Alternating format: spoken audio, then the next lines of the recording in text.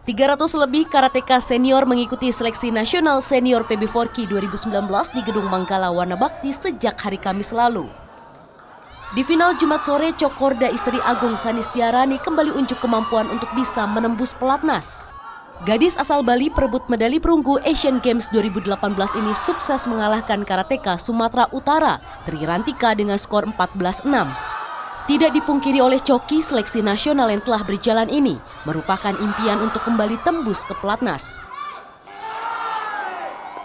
Kalau ditanya siap atau enggak, sebenarnya kita berharapnya dari kemarin-kemarin bisa secepat mungkin gitu. Jadi sangat antusias sekali sih, dan mudah-mudahan setelah ini kita cepat bisa bergabung di pelatnas sehingga pelatnas karate pun jalan sama dengan cabur-cabur yang lain.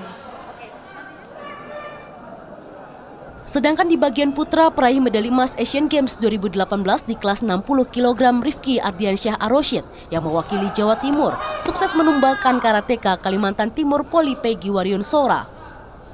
Kini Rifki menempati posisi 44 WKF ranking dengan 1002,5 poin. Rinin Taniken, Abdul Malik, Kompas TV, Jakarta.